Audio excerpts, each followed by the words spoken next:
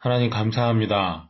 우리의 삶의 자리에 찾아오셔서 언제나 말씀하시고 붙잡아 인도하시는 은혜를 주셨습니다. 갈 바를 알지 못하는 우리를 인도하시고 새롭게 하셔서 주님의 은혜를 주목하여 보게 하셨습니다. 주님 은혜로 말미암아 십자가의 목격자들이 되었으니 날마다 우리 눈에 선명하게 보는 주님의 일하심을 주목하여 보고 전하는 우리가 되게 하여 주시옵소서. 은혜를 주실 때 그 은혜들을 온전히 남김없이 받아 누리게 하여 주시옵고, 우리가 받은 은혜, 우리에게 주신 사랑, 또 다른 이들에게 전하여 함께 주님 앞에서는 우리가 되게 하여 주시옵소서. 오늘도 우리 곁에서 일하시는 주님의 발자취를 발견할 수 있게 하옵시고, 주님 일하시는 곳에 우리도 있게 하여 주시옵소서. 예물을 드립니다. 우리에게 주신 삶의 자원을 구별하여 드립니다. 우리의 공급자가 되셔서 우리의 필요를 먼저 아시며 먼저 채우시는 하나님, 드린 심령마다 날마다 새롭게 하시며 날마다 더하여 주시는 은혜를 누리게 하여 주시옵소서. 다가오는 14일 주일에는 예배당에 모여 예배하고자 합니다. 준비하는 심령들에게 지혜를 더하여 주시옵소서. 은혜를 채워 주시옵소서. 주님께서 주시는 지혜로 준비할 수 있게 하여 주시옵소서. 우리 모일 때 더 많이 감사하게 하여 주시옵소서. 우리 모일 때 더 반갑고 더 기쁘게 하여 주시옵소서. 우리 모여서 예배할 때 더 충만하게 하여 주시옵소서. 우리 모여서 찬양하고 기도하고 영광 돌릴 때 주님의 은혜 더욱 넘치게 하여 주시옵소서. 예수님 이름으로 기도하옵나이다. 아멘. 벳세다는 특별한 마을입니다. 우선 예수님의 제자들인 베드로, 안드레, 빌립의 고향이 벳세다였습니다. 오병이어의 이적을 베푸신 곳이 또한 벳세다이고, 오늘 본문에 기록되어 있는 맹인의 눈을 뜨게 하신 곳이 벳세다이기도 합니다. 그런데 한 가지 특이한 점이 있습니다. 주님께서 맹인의 눈을 뜨게 하시되 벳세다 마을 밖에서 고쳐주셨습니다. 22절입니다. 벳세다 이름에 사람들이 맹인 한 사람을 데리고 예수께 나와 손대시기를 구하거늘. 예수님께서 벳세다에 계실 때 여느 때처럼 사람들이 많이 몰려들었습니다. 그중 몇 사람이 맹인을 예수님께 데리고 나왔습니다. 스스로 힘으로는 주님 앞에 나아갈 수 없었기 때문입니다. 복음서에는 스스로 힘으로는 주님 앞에 나갈 수 없는 사람들이 사람들의 도움으로 주님을 만나는 사건이 많이 기록되어 있습니다. 대표적인 것이 친구들의 손에 들려서 주님 앞에 나온 중풍병자입니다. 오늘 본문에 기록된 맹인도 혼자서는 예수님께 나올 수 없는 사람이었습니다. 혈루증 여인은 군중 속에서도 예수님을 따랐고, 또 부모가 있는 아이는 부모가 대신하여 찾아왔고, 심지어 백부장은 자기 수하를 살리고자 예수님을 찾아왔지만은 이 맹인은 그럴 수가 없었습니다. 사실 맹인만큼 예수님 찾아오기 어려운 처지에 있는 그런 질병, 장애도 없습니다. 오죽하면 같은 마가복음 10장에 기록된 맹인 거지 바디메오는 예수님이시라는 말을 듣고 소리를 질렀습니다. 주님을 향해서 나갈 수가 없었고 소리 지는 것 말고는 할 수 있는 일이 없었기 때문입니다. 오늘 이 맹인도 사람들이 데리고 나와줬습니다. 맹인을 돕고 있는 이 사람들이 누구인지, 또 이 맹인과 어떤 관계인지 본문은 정확하게 밝히지 않습니다. 중풍병자의 경우에는 그의 친구들이라 하였습니다만, 오늘 우리 마주한 본문은 그저 사람들이라고만 되어 있습니다. 하지만 본문의 내용으로 우리가 생각할 수 있는 것이 있습니다. 어떤 사람들이 소경을 데리고 예수님 앞으로 나아갈까요? 예수님께 데려가면 이 사람 눈 뜰 수 있다. 이런 믿음을 가진 사람들입니다. 그렇다면 이 사람들은 어떻게 해서 이런 믿음을 갖게 됐을까요? 들었기 때문이죠. 또 보았기 때문이죠. 수많은 무리가 주님의 이적을 보고 체험했습니다. 그리고 그 무리 중 어떤 사람들은 자신이 목격한 고치시는 주님 앞에 병자들을, 아픈 사람들을, 혼자서는 주님 앞에 나아갈 수 없는 사람들을 데리고 나왔습니다. 물론 이 사람들의 믿음이 예수님을 나의 주님, 나의 구주로서 고백하는 믿음이었는지, 아니면 억지로 잡아서 임금을 삼으려는 사람들처럼 이적을 보고 또 그 이적을 보고 목격자가 되고 누리고자 하는 사람들인지는 알 수 없습니다. 그러나 분명한 것은 이 사람들에게는 최소한 예수님께 데려가면 이 사람 눈을 뜰 수 있다는 믿음이 있었다는 사실입니다. 예수님께서도 이만한 믿음을, 이런 믿음을 사람들에게 찾으셨습니다. 하나님의 아들로, 메시아로 믿는 믿음이 없을지라도 다만 행하는 이적을 보고 그것만이라도 믿으라 말씀하셨습니다. 우리가 이미 몇 주 전에 살펴본 구절입니다. 요한복음 10장 38절에 내가 행하거든 나를 믿지 아니할지라도 그 일은 믿으라. 그러면 너희가 아버지께서 내 안에 계시고 내가 아버지 안에 있음을 깨달아 알리라 하시니. 참으로 믿는, 진실하게 믿는 예수님을 나의 구세주로 고백하는 믿음이 얼마나 희귀했는지 모릅니다. 억지로 잡아서 임금 삼으려는 무리들, 떡을 먹고 배부르려고 예수님을 따르는 사람들, 병 나으려고 모여드는 사람들, 소문 듣고 오는 사람들이 예수님 주위에는 많이 있었습니다. 하지만 이런 무리들이라도 예수님께서는 마다하지 않으셨습니다. 나를 믿지 아니할지라도 그 일은 믿으라. 그 일이라도 믿으면 그냥 나았다, 운이 좋아서 나았다가 아니라 예수님 만나서 나았다고 확실히 알게 되면 깨달아 알리라. 거기서부터도 믿음이 시작될 수 있기 때문입니다. 스스로의 힘으로는 주님 앞에 나아오지 못하는 사람들을, 그들을 붙잡아서 주님 앞으로 가자고 이끄는 사람들이 있습니다. 은혜를 아는 사람, 주님의 능력을 아는 사람, 은혜를 겪어본 사람, 능력의 목격자가 된 사람들이 다른 사람을, 도움이 필요한 사람을 주님 앞으로 데려옵니다. 여러분, 우리 주님께서는요, 때로는 아픈 사람 데리고 온 사람들의 믿음을 보시고 고쳐주신 일도 있었습니다. 무리 때문에 메고 들어갈 길을 얻지 못한지라 지붕에 올라가 기와를 벗기고 병자를 침상채 무리 가운데로 예수 앞에 달아내리니 예수께서 저희 믿음을 보시고 이르시되 이 사람아 내 죄사함을 받았느니라 하시니 누가복음 5장 19절과 20절입니다. 믿음이 어디서 난다고 하였습니까? 로마서 10장 17절에 그러므로 믿음은 들음에서 나며 들음은 그리스도의 말씀으로 말미암았느니라. 먼저 듣고 예수 그리스도의 말씀, 살아 운동력 있는 말씀으로 골수를 찔러 쪼개는 능력으로 삶이 변화되고 새 사람 된 사람들, 영원히 마르지 않는 생수를 소유하게 된 사람들, 바로 그런 사람들이 또 다른 사람을 주님 앞으로 인도합니다. 빌립이 나다나엘에게 주님 만나보라 전할 때 나다나엘이 한 대답 기억하시죠? 나사렛 예수라 하시니까 대체 나사렛에서 뭐 선한 게 날 게 있냐고 말할 때 빌립이 강력하고 단호하게 와 보라 말할 수 있는 것도 주님을 만났기 때문입니다. 맹인의 한계가 무엇입니까? 자기 발로 나갈 수가 없습니다. 분별도 할 수가 없습니다. 직접 보고 거기로 찾아가지 못합니다. 우리 주변에 아직 주님 모르는 사람들, 복음 듣지 못한 사람들, 영적인 어둠 가운데 있는 사람들을 먼저 믿은 우리가 붙잡아서 이끌어야 한다는 사실을 기억하시기 바랍니다. 오늘 본문에서 소경을 주님 23절입니다.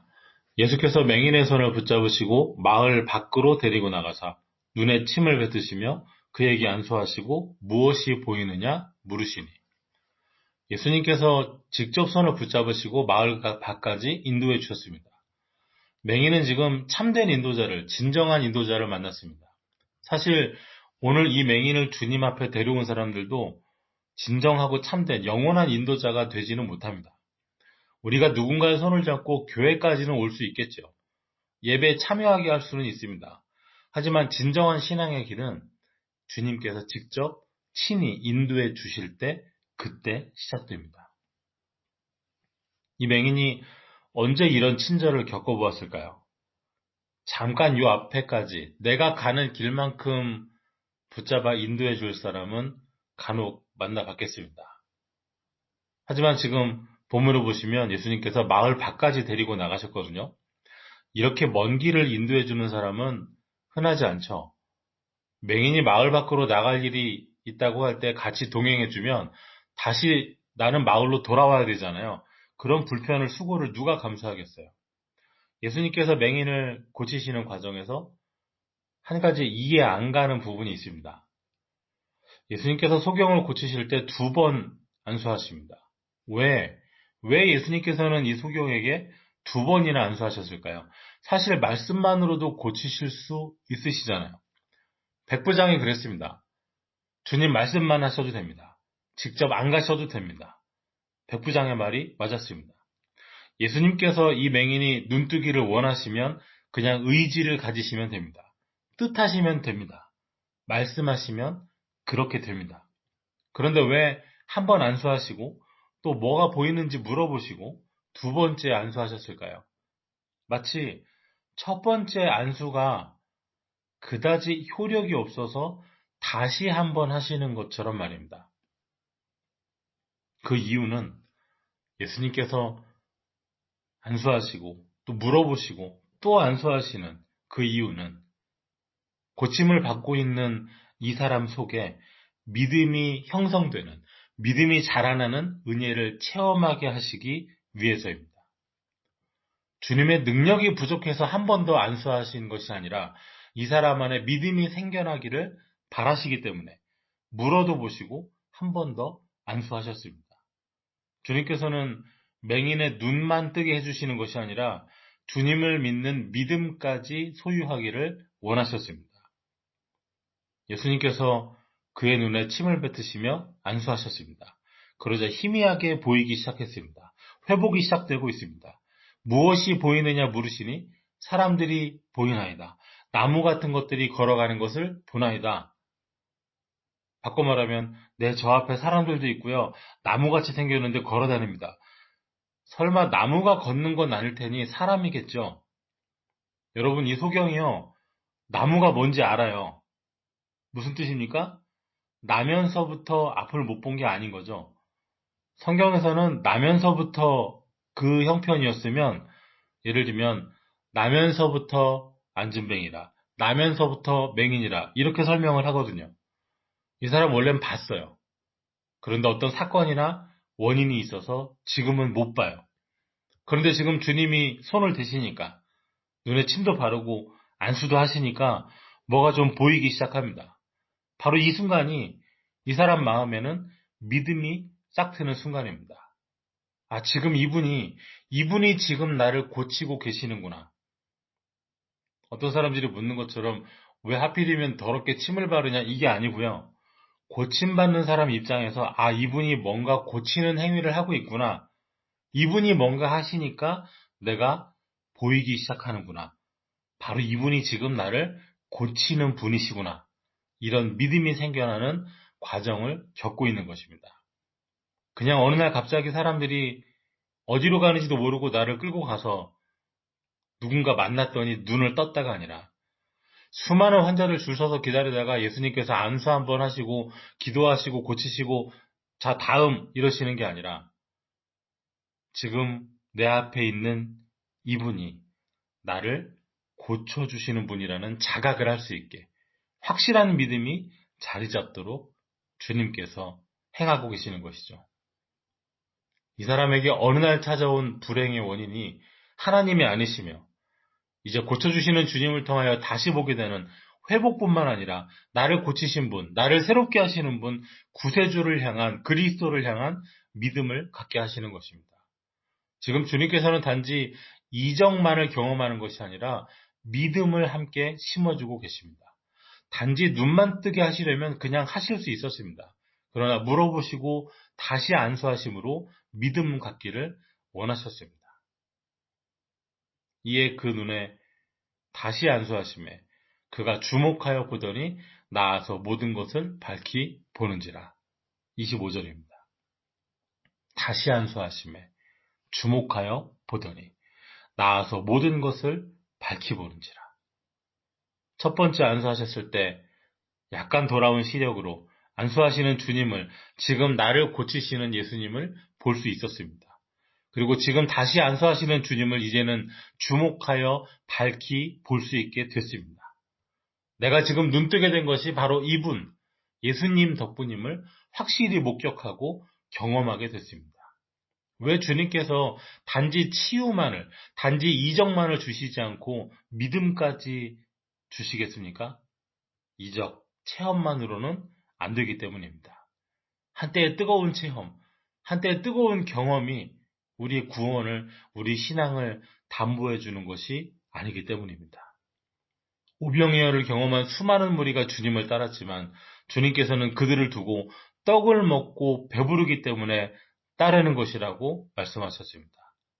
지금 주님께서 원하시는 것은, 지금 주님께서 주시고자 하는 은혜는 단지 이적, 단지 체험, 단지 한 번의 나음이 아니라 예수 그리스도를 믿는 믿음, 그리고 그 믿음으로 말미암아 영생을 얻어 영원한 천국을 누리며 이 땅에서도 소망 가운데 살아가게 되는 한량없는 은혜인 것입니다. 이 본문을 통하여 한 주간 생각하며 살기 원하는 것은 이것입니다. 첫째는 믿음의 사람들 되어야 하겠습니다. 나만의 믿음이 아니라 주님 만나야 하는 사람들에게 주님 앞에 나가야 한다. 나와 함께 가자 권면할 수 있는 우리가 되어야 하겠습니다. 이제 와서 뭐 달라질 게 있겠냐고, 천국이 어디 있고 영생이 어디 있냐 말하는 이들에게 아니라고, 나와 함께 가보자고 말할 수 있는 우리가 되어야 하겠습니다. 그 뒤에는 주님께서 맡아서 일하십니다. 우리가 천국을, 영생의 길을 붙잡아 함께 가는 게 아닙니다. 오늘 맹인의 손을 직접 잡아주시고 인도하신 것처럼 주님께서 친히 붙잡아 인도해 주십니다. 우리는 그저 와 보라, 함께 가자 하시면 됩니다. 여러분, 어떤 사람들이 전도자가 됩니까? 주님 만난 사람들이 전도자가 됩니다. 주님 만나셨으니 이제 전도자 되시기 바랍니다. 두 번째는 소경이 되지 말아야 하겠습니다. 육신의 소경만이 소경이 아닙니다. 믿음이 없어서 보지 못하는 사람들이 있습니다. 말씀에서 점점 멀어지더니 마침내 분별을 잃고 미혹에 빠져들어가는 사람들을 우리는 종종 보게 됩니다. 가끔은요, 본문에 있는 이 몸에 육신의 눈을 보지 못하는 맹인만도 못한 눈뜬 사람들이 있습니다. 세 번째로 주님의 손 놓지 말아야 합니다. 주님께서 그의 손을 붙잡으시고 마을 밖으로 데리고 나가셨습니다. 오늘 육신의 눈은 떴는데 주님 손 붙잡지도 않고 잡으시는 주님 손길 뿌리치려는 삶은 아닌지 되돌아 보아야 하겠습니다. 주님이여 이 손을 꼭 잡고 가소서, 우리 많이 부르던 복음성가 가사이죠. 이 가사는 힘들고 어려운 날에만 유효한 것이 아닙니다. 힘있고 살만한 날에는 주님 이 손 좀 놔주세요, 내 맘대로 한번 살아보십시다 할 것이 아니라 오히려 더 주님 안에 가까이 있도록 힘써야 할 것입니다. 주님 손에 붙잡힌 소경은 얼마나 두려웠을까요? 이 앞을 볼 수 없는 사람이 자꾸만 어디로 가시는데 어딘지 알 수 있나요?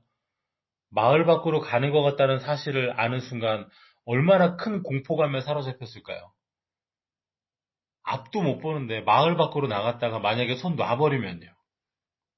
주님이 손 놓으시면요, 집에 못 가요. 어떻게 가야 할지, 또 가더라도 도중에 무슨 일을 만날지 알 수 없는 형편입니다. 여러분, 주님께서 우리 손 붙잡고 우리가 알지 못하는 곳, 우리가 되돌아오지 못할 것 같은 지점까지 가시는 때가 있습니다. 그때는 주님 손 더 꼭 붙잡으시기 바랍니다. 오늘 본문의 결말이 무엇이었습니까? 눈을 떴습니다. 주님 우리를 어디로 데려가시는지, 나의 발걸음 어디로 인도하시는지 모르는 그때 더 꼭 붙잡으시면 오늘 본문에 이맹인이 눈뜬 것처럼 우리에게도 더 큰 은혜 주실 줄 믿습니다. 마지막으로 한 가지만 더 나누겠습니다. 은혜에 합당한 삶을 살아야 하겠습니다. 예수님께서 왜 이 사람을 굳이 마을 바깥으로 데리고 나가셔서 고치셨을까요? 사람들 많이 모여 있거든요. 안 못 보는 사람 주님 또 고쳐주시면 많은 사람들이 예수님을 더 믿고 따르고 우러러 맞이하지 않을까요? 왜 베드로의 고향이고 수많은 이적을 베푸신 이 벳세다 바깥으로 나가셔서 이적을 베푸셨을까요? 그 이유를 벳세다에 관한 다른 말씀에서 알 수 있습니다. 마태복음 11장 21절입니다. 화 있을진저 고라시나 화 있을진저 벳세다야. 너희에게 행한 모든 권능을 두로와 시돈에서 행하였더라면 그들이 벌써 베옷을 입고 제에 앉아 회개하였으리라. 벳세다는 이미 주님께서 보여주실 만큼 보여주신 동네였습니다. 믿으라고, 나를 믿지 못하겠거든 그 하는 일이라도 믿으라고 사실은 그 수많은 이적들 이미 충분히 보여주신 동네였습니다. 주님 말씀을, 주님의 행하심을 듣고 보면서도 끝끝내 믿지 않는 벳세다. 이제 더 이상 주님의 베푸시는 이적이 일어나는 현장이 되지 못했습니다. 26절에 예수께서 그 사람을 집으로 보내시며 이르시되 마을에는 들어가지 말라 하시니라. 이제 다시 눈을 떠서 선명하게 보는 이 사람에게 주님께서는 마을에 들어가지도 말고 곧장 집으로 가라고 말씀하십니다. 어차피 알려지기야 하겠지만 얼마 전까지 안 못 보던 이 사람이 두 눈 선명하게 보고 주목하며 걷고 뛰는 것 보면 다 알기야 하겠지만은 지금 예수님 기다리는 무리는 흩어져 있겠지요. 이런 이적을 베푸셨음을 더 이상 아는 것도 목격하는 것도 벳세다에게는 더 이상 허락이 안 됐습니다. 주님 보여주시는 수많은 이적들, 들려주시는 말씀들, 주시는 은혜들에 합당한 반응을, 삶의 열매를 맺는 삶이 되어야겠습니다. 은혜 주신 날에, 복을 주신 날에 합당한 감사를 드리시기 바랍니다. 합당한 열매를 맺으시기 바랍니다. 오늘 주신 말씀 기억하면서 새로운 한 주간 살아갈 때 아직도 주님 알지 못하는 이들을 주님 앞으로 붙잡아 가자 권면할 수 있는 저와 여러분 되시기 바랍니다. 데려오기만 하면 주님께서 붙잡아 주시고 변화시켜 주시고 복 주시고 또 나에게도 은혜 주실 것을 믿고 기대하시기 바랍니다. 또 말씀을 받은 사람으로서 영적으로 분별력 있는 영적인 맹인이 아니라 눈앞의 것만이 아닌 말씀으로 믿음으로 보는 눈을 가지시기 바랍니다. 은혜에 합당한 삶을 살아서 언제든지 주님께서 또 다른 은혜 베푸시는 또 은혜의 목격자 될 수 있는 저와 여러분의 삶이 되기를 주님 이름으로 축원합니다. 기도하겠습니다.